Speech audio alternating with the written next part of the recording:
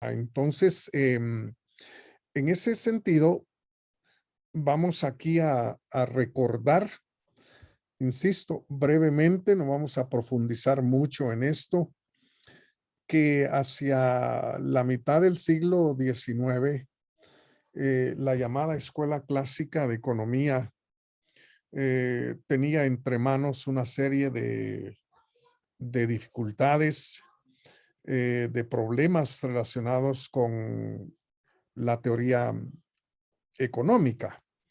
No nos interesan realmente todos esos problemas, sino únicamente la cuestión del valor y la cuestión del marginalismo, que derivaría precisamente en una especie de principio al cual se le ha dado en llamar la ley de la utilidad marginal decreciente. Entonces, haremos un intento aquí por comprender qué fue realmente lo que ocurrió y cómo fue realmente que esa teoría del valor eh, se propuso y cómo fue que el marginalismo y sobre todo la ley de la utilidad marginal decreciente surgió. Bueno, en ese sentido, vamos a dejar claro que lo que nos interesa aquí para comenzar es el problema del valor. Vamos a dejar a un lado otras dificultades que los clásicos tenían. Teniendo en mente que los clásicos son esos tres grandes, Adam Smith por un lado, David Ricardo y John Stuart Mill, ¿verdad? Los tres británicos. Entonces, estos pensadores que integran hasta el día de hoy la llamada Escuela Clásica de Economía, eh, pues tenían entre manos la cuestión del valor. Hay una serie de preguntas sobre el valor. ¿Qué es el valor? ¿Por qué los bienes llegan a tener un valor tan diferente los unos de los otros en el mercado? ¿Cómo se genera el valor? En fin, toda una serie de cuestiones que era realmente muy importante de resolver en el contexto de la teoría económica. Y no eran los únicos, es decir, había mucha más gente que estaba preocupada ante estos asuntos y tratando realmente de resolver esas cuestiones y responder a esas grandes interrogantes, ¿verdad? Ahora, los clásicos, a la hora de abordar y de intentar resolver el problema del valor, lo plantearon en términos de lo que hoy se conoce como la paradoja del valor, ¿verdad?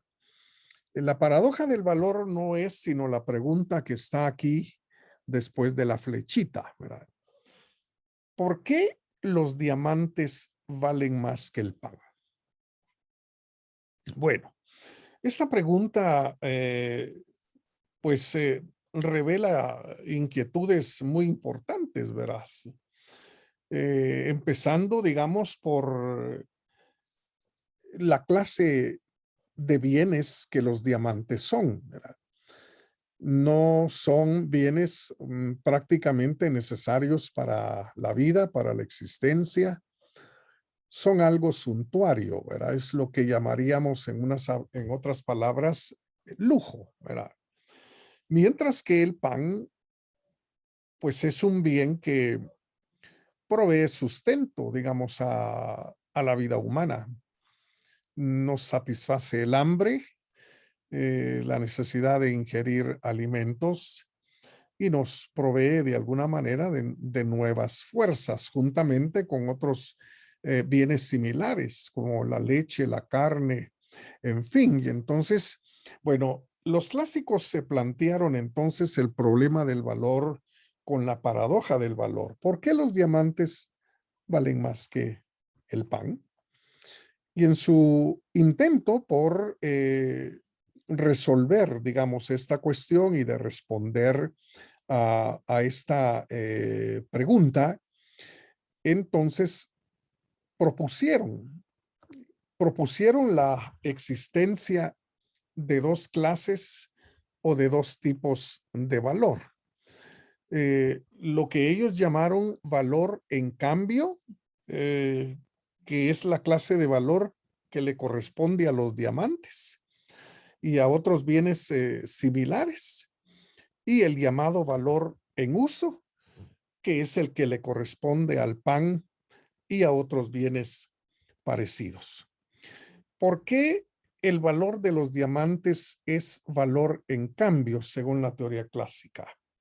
Pues porque se pueden guardar durante mucho tiempo y luego pues proceder a cambiarlos por otros bienes, ¿verdad? Entonces, esta clase de valor es propia de los diamantes y de bienes similares. Obviamente, eso no se puede hacer con el pan, es decir, no puede guardar el pan uno durante mucho tiempo, sobre todo a mediados del siglo XIX, cuando no existía el empaque al vacío, tampoco la refrigeración, en fin, entonces solo bienes como los diamantes se pueden guardar durante mucho tiempo y luego cambiarlos por otros. Pero en sentido totalmente contrario, el pan es un bien que tiene un valor diferente al que ellos le llamaron el valor en uso. Es decir, es un valor que consiste en el empleo inmediato de ese bien, eh, el consumo, digamos, inmediato de ese bien, el aprovechamiento inmediato de ese bien, que viene definitivamente a satisfacer el hambre y la necesidad de alimento. Obviamente con los diamantes eso no se puede hacer, ¿verdad? Bueno, sí se puede, pues, pero es decir, uno va a lograr otros problemas en lugar de resolver el hambre, ¿verdad? Y entonces los clásicos propusieron la existencia de estos dos tipos de valor, el valor en cambio y el valor en uso. Por ello es que la pregunta que se plantearon es una paradoja, no es una contradicción, ¿verdad? Porque en una contradicción, como ustedes lo recordarán en su curso fundamental de lógica, pues una proposición es verdadera y la otra es absolutamente falsa. Es decir, las dos no pueden ser falsas y las dos tampoco pueden ser verdaderas. Pero aquí no hay realmente contradicción. Aquí lo que existe es una paradoja, ¿verdad? Es decir, es una cuestión que conduce a mantener las dos cuestiones, ¿verdad? Mantenemos el valor de los diamantes y mantenemos el valor del pan, pero en todo caso se trata de valores completamente distintos y completamente diferentes. Pero después de proponer la idea del valor en cambio y el valor en uso, seguían todavía teniendo dificultades. Bueno, pero después de todo, ¿qué es? ¿Va? O sea, supongamos que sí, que hay valor en uso y hay valor en cambio, pero ¿qué es realmente el valor? ¿Y cómo es que el valor definitivamente surge? Ante esta pregunta, digamos, podríamos decir de carácter ontológico, que pregunta por el ser del valor, los clásicos, bueno, salieron con una teoría que se conoce hasta el día de hoy como la teoría objetiva del valor, ¿verdad?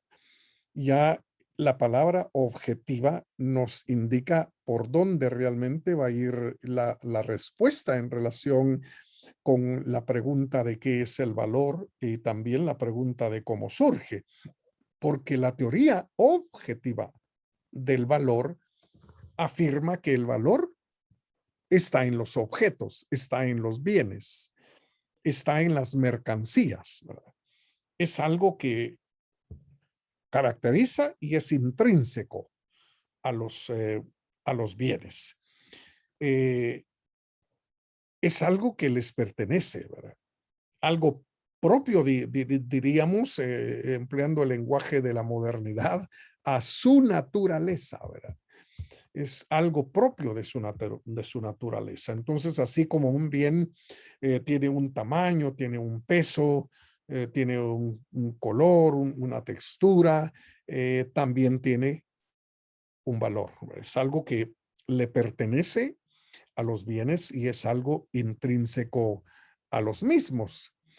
Esto deriva lógicamente en que es porque los bienes valen que nosotros los deseamos. Es decir, si los bienes no valieran, no tuvieran ningún valor, entonces los seres humanos no tendríamos ninguna apetencia, ninguna inclinación hacia ellos, ningún deseo por ellos. Porque los bienes valen, es que los seres humanos los deseamos. Bueno, aparentemente está solucionada la cuestión de qué es el valor, ¿sí? Pero ahora, si el valor es algo que le pertenece a los bienes, entonces, ¿cómo es que surgió el valor, verdad? Porque el color de los bienes, uno sabe que responde a que alguien los coloreó de esa manera, ¿verdad? Porque el peso, digamos, de un bien, sea una camisa, un par de zapatos, bueno, es algo que se deriva del material que ha sido empleado. Pero, ¿y el valor?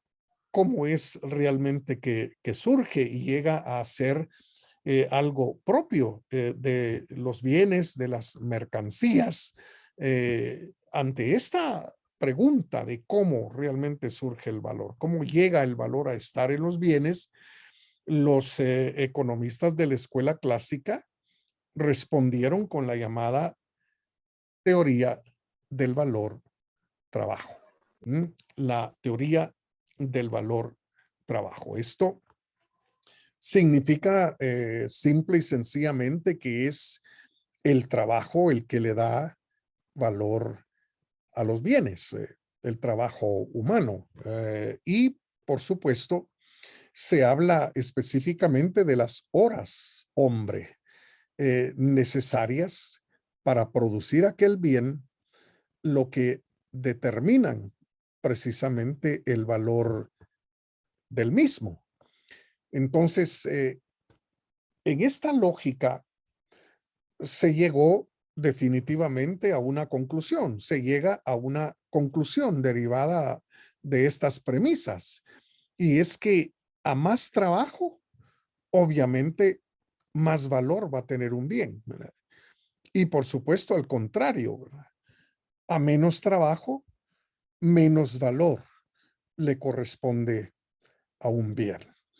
Entonces, los clásicos definitivamente son los responsables de la idea del valor en cambio y del valor en uso. Responsables de la teoría objetiva del valor, de que el valor es algo que pertenece a los bienes. Y responsables de la teoría del valor trabajo, en el sentido de que es el trabajo humano, el trabajo necesario para la producción del bien, lo que le da valor al bien. De modo que a más trabajo, más valor, a menos trabajo, menos valor. Bueno, estas propuestas de los clásicos definitivamente no resolvieron las grandes dificultades relacionadas con el valor, ¿verdad? Por ejemplo, hablemos rápidamente, porque la crítica vendrá después, pero hablemos rápidamente del valor en uso y el valor en cambio. Esto definitivamente no resolvió absolutamente nada. Si tomamos, por ejemplo, digamos, el café, ¿verdad? Bueno, si uno es un vendedor, digamos, de café o un exportador de café, lo que le interesa es el café en grano, en costales, en quintales, ¿verdad?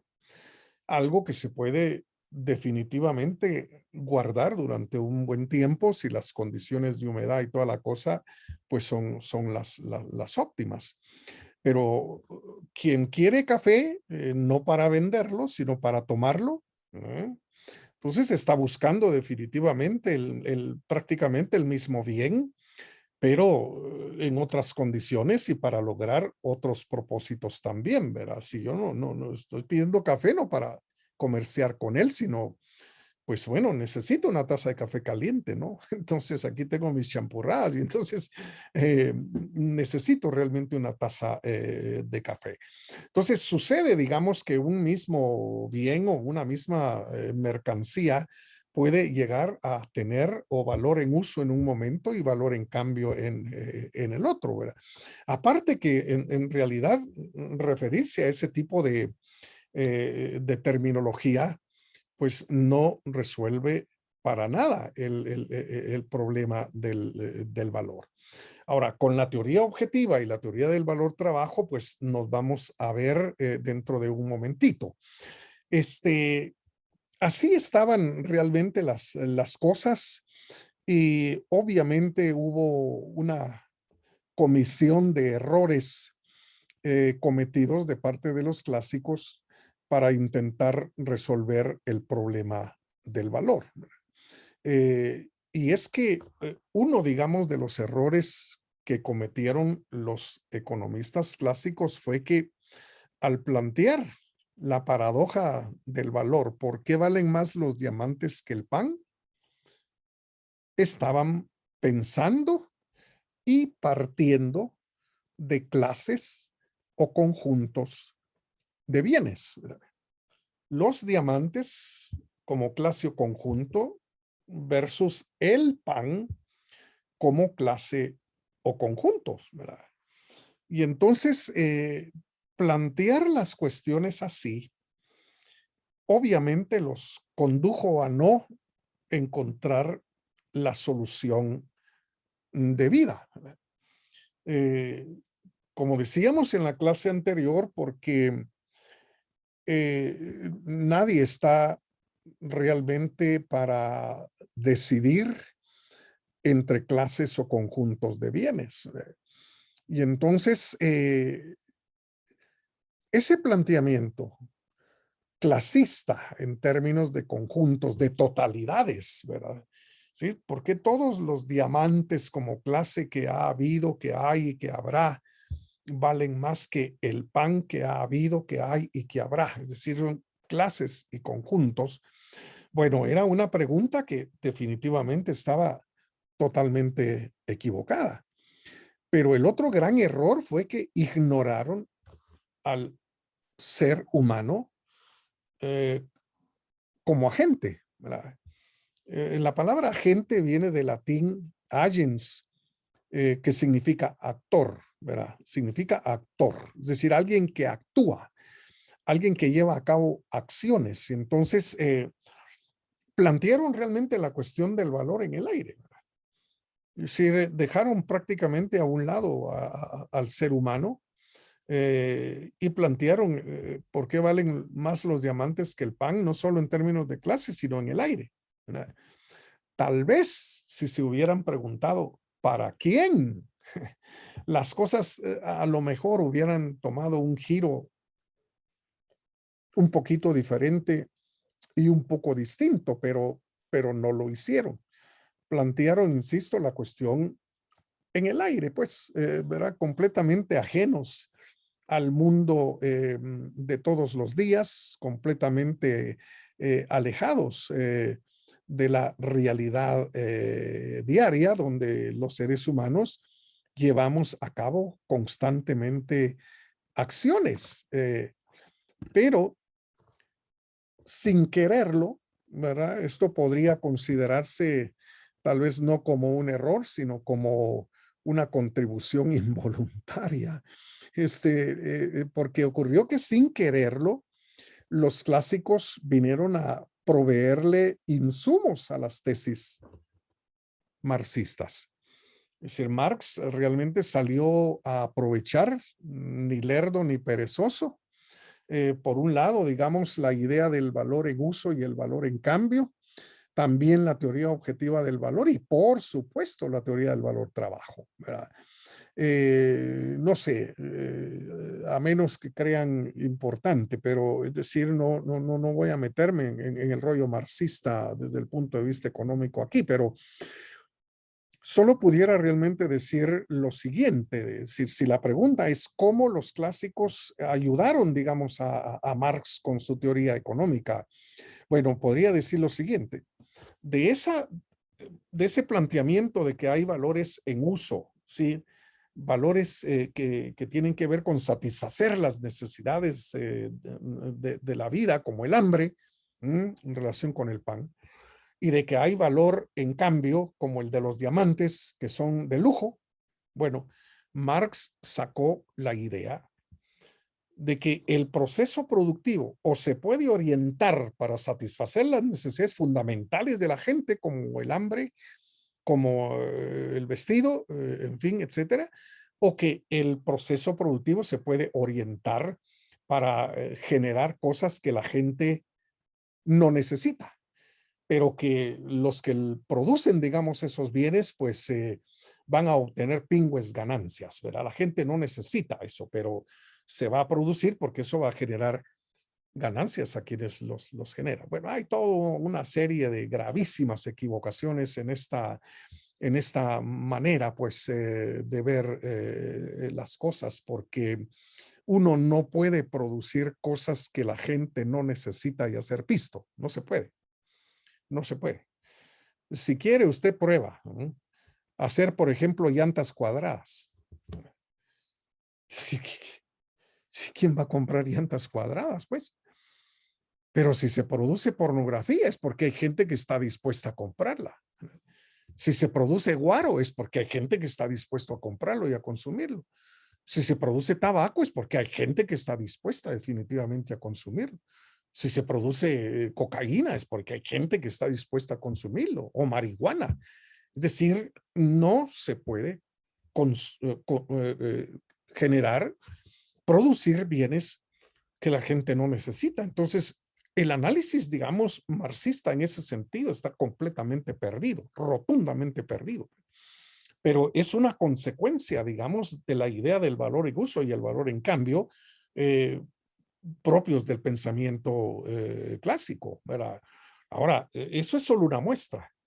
Lo otro, digamos, la idea realmente de que el valor pertenece a los bienes y que es producto del trabajo humano, pues también es una cuestión rotundamente discutible, es una cuestión rotundamente discutible, ¿verdad? Empezando con que la idea no es tardarse el mayor tiempo posible en producir algo, ¿verdad? Para que tenga más valor, no, la idea es producir lo que se tenga que producir en el menor tiempo posible, ¿verdad? Entonces, eso por una parte. Por otro lado, no importa, digamos, cuánto se haya tardado alguien para producir algo, eso a ninguno le interesa, pues, a ninguno le importa, ¿verdad? Es decir, lo que interesan son otras cuestiones, como lo vamos a ver a partir de la propuesta del marginalismo, ¿no? Entonces, bueno, las equivocaciones, digamos, cometidas por los clásicos fueron realmente muy graves, no lograron definitivamente resolver el problema o los problemas relacionados con el valor. Y entonces, así estaban, pues, las cosas hacia el año de 1871, ¿verdad? Bueno, entre paréntesis, con el surgimiento de esta teoría del valor a partir de 1871, con el surgimiento de esta nueva teoría del valor, digo, dicen los bien entendidos que Marx llegó a la conclusión de que no valía la pena seguir publicando lo que hacía falta del Capital, su obra magna. Eso es lo que dicen realmente los especialistas, ¿verdad? Marx llegó a la conclusión de que ya no valía la pena, en realidad, publicar la parte, digamos, de El Capital que todavía estaba por ver la luz, ¿no? Cosa que se hizo posteriormente, después de la muerte de Marx. Pero bueno, eso es entre paréntesis. ¿Qué fue realmente lo que ocurrió en el año de 1871? Bueno, en ese año, tres profesores de economía política, como se le llamaba antes a la economía política se le llamaba, para diferenciarla de la economía familiar, ¿verdad? De la economía familiar. Porque recuerden que la palabra oikónome, de donde viene economía, significa administración de una casa. Administración de una casa, eso significa oikónome, ¿verdad? Entonces, para diferenciar la economía como proceso, digamos, en la sociedad, se le denominó economía política, ¿verdad?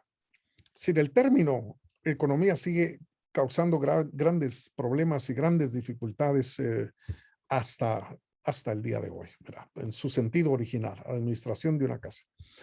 Pero bueno, ese año de 1871, tres profesores de economía política que fueron William Stanley Jevons, Leon Walras y Carl Menger, pues las cosas comenzaron realmente a tomar un giro rotundamente diferente.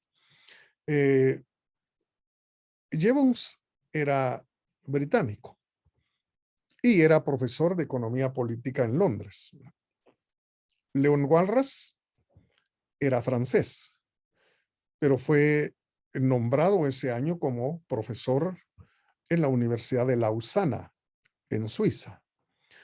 Y Menger era profesor de la cátedra en la Universidad de Viena.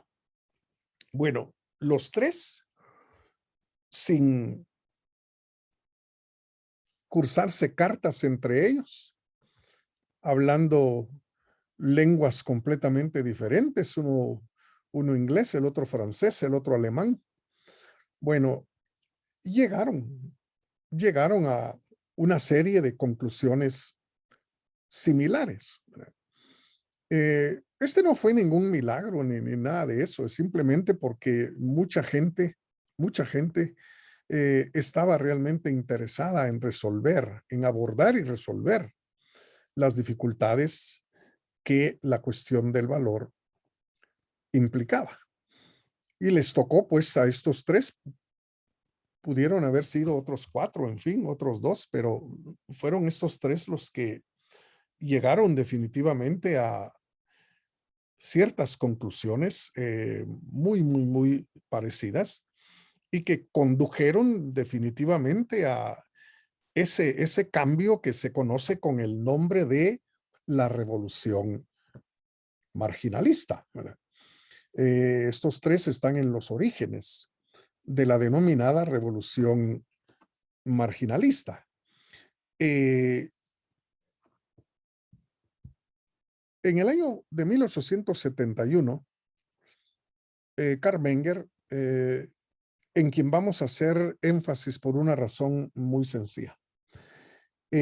A pesar de haber arrancado, digamos, de los mismos presupuestos y con las mismas o parecidas o muy parecidas propuestas, estos tres, pues muy poco tiempo pasó para que, por un lado, Jevons y también Walras abandonaran el punto de partida.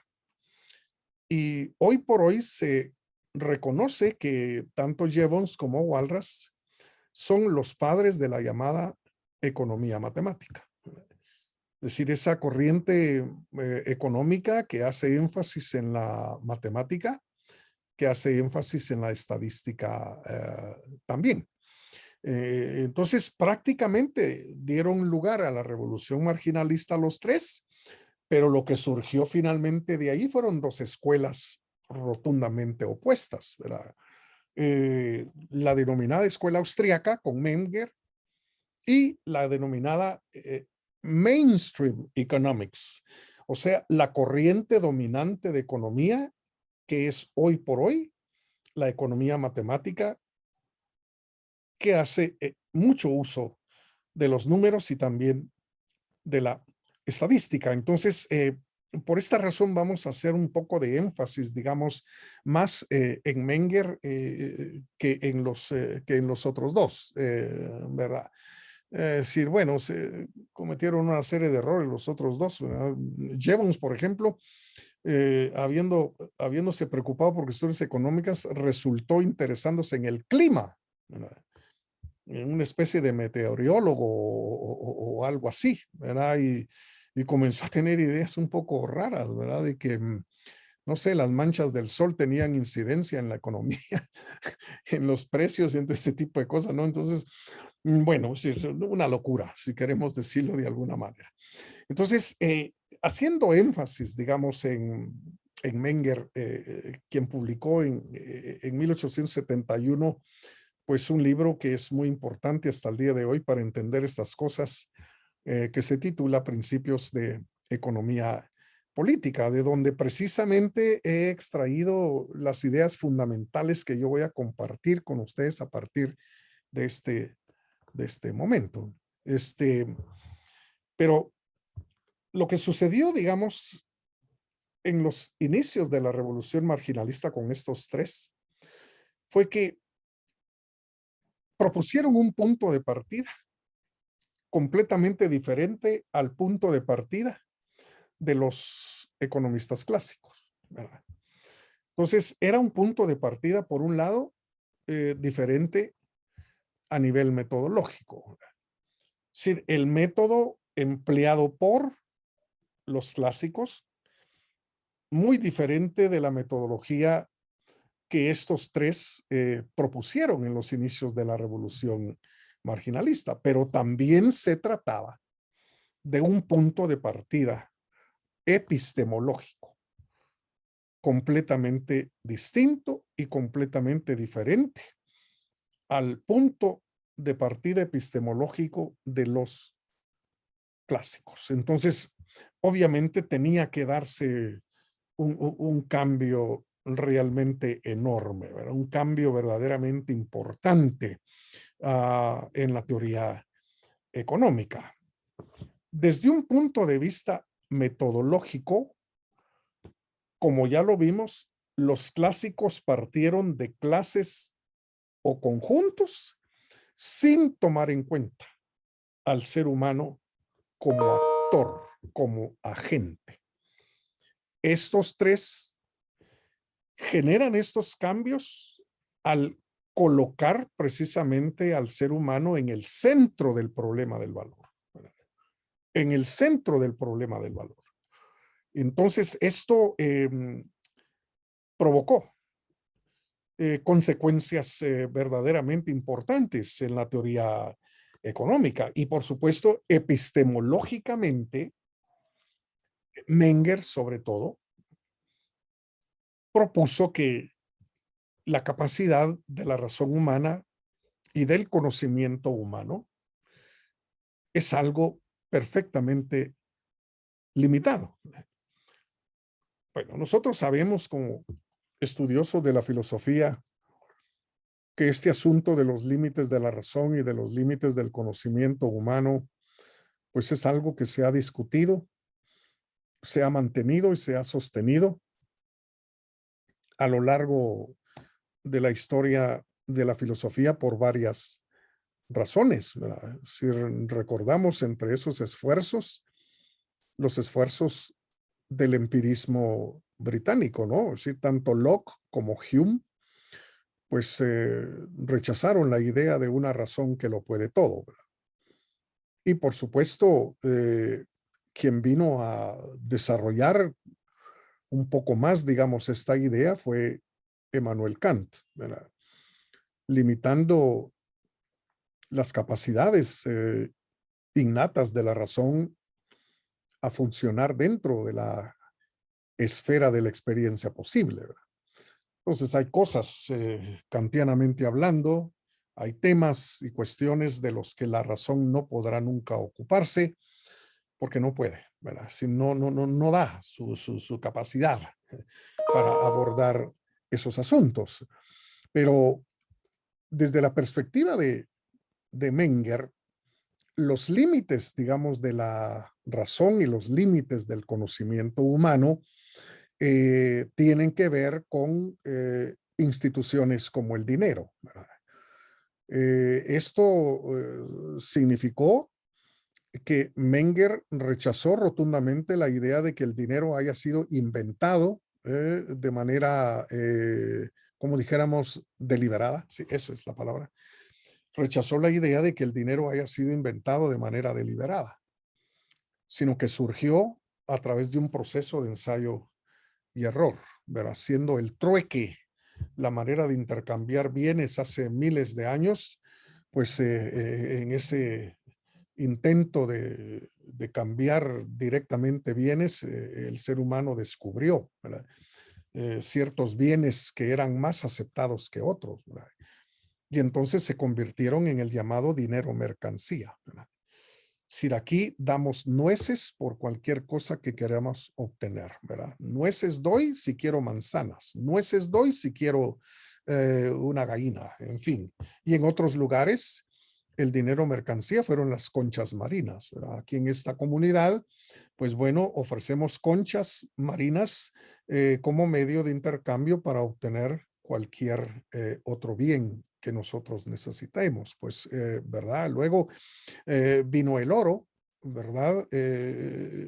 Pedazos de oro se entregaban por cualquier otro bien que uno quería obtener. Entonces, la idea, digamos, mengeriana es que las capacidades de la razón humana se ven limitadas, no por la cuestión de Dios como en Kant, no como otros argumentos a favor de las limitaciones de la razón humana, sino en relación con aquellas instituciones como el dinero que ayudan a los seres humanos a convivir pacíficamente en sociedad. Entonces, bueno, obviamente fue una verdadera revolución, esto con consecuencias muy, muy, muy importantes, ¿verdad? Entonces, aquí tenemos que hacer alusión, digamos, al denominado individualismo metodológico que es propio realmente del pensamiento económico liberal. Esto no tiene nada que ver con la ética, es decir, no se está enfatizando el egoísmo, no se está enfatizando el altruismo, es decir, es simple y sencillamente un proceder, un camino para abordar, digamos, los fenómenos, en este caso estrictamente económicos.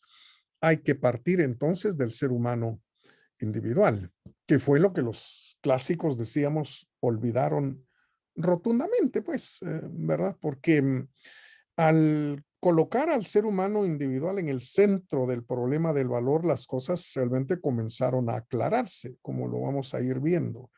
Comenzaron a aclararse, ¿verdad? Empezando con que, como ya lo dijimos, ningún ser humano en el mundo real tiene que optar entre los diamantes y el pan, ¿verdad?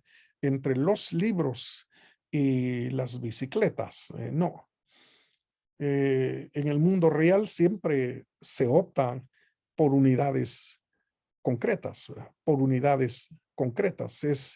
Es la cuestión de si me compro este libro o me compro esta camisa, es decir, son unidades concretas. Entonces, eh, el individualismo metodológico, que vuelvo a insistir, no tiene nada que ver con lo ético, porque no se está hablando aquí de cuestiones morales, sino de un proceder para tratar de entender los fenómenos que ocurren, digamos, a nivel económico. Y entonces aquí se toma en cuenta las motivaciones del individuo y sus circunstancias.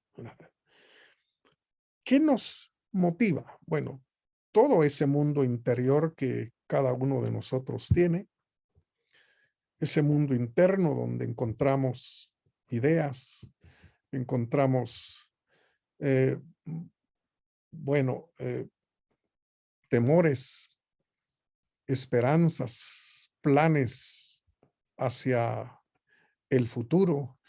Bueno, toda la riqueza del mundo interior está allí y es de allí de donde realmente procede lo que nos motiva a actuar, a hacer lo que hacemos. Pero también se toma en cuenta las circunstancias de cada quien. Pongamos, por ejemplo, el hecho de que aún en una ciudad como la ciudad de Guatemala, donde el agua a veces es escasa y la gente pues protesta constantemente que tienen días enteros sin que caiga agua potable en su casa, digo, aún en medio de circunstancias de esta clase, nadie va a dar su anillo de oro por un vaso de agua. Supongo que no. Pero si ese mismo individuo, esa misma persona se encuentra perdida en el desierto, 3 días sin probar bocado y sin probar agua, ¿verdad? Bueno, dígame usted si no es altamente probable que esa persona esté dispuesta a deshacerse de una joya, de un metal precioso, por un buen recipiente lleno de agua. Es decir, las circunstancias y las situaciones en que las personas se encuentran son también algo de tomar en cuenta, ¿eh? No solo las motivaciones, sino las circunstancias definitivamente en las cuales el ser humano se halla. Entonces, se insiste aquí en que cuando actuamos, cuando los seres humanos actuamos, realmente lo que estamos haciendo es, por un lado, preferir y por otro lado, renunciar. En esto realmente consiste la acción humana, en preferir y renunciar. Ahora, noten que no estamos hablando de desear, no se está hablando aquí de desear. De desear, ustedes y yo podríamos desear estar en otro lado, tal vez con los cuates echándose un par de chelas frías, ¿verdad? Un ceviche, qué sé yo, de desear, pero no se está hablando de desear. Se está hablando de preferir, ¿verdad? Preferir y renunciar, en eso consiste permanentemente la acción humana. En esto tiene que ver también la cuestión del tiempo.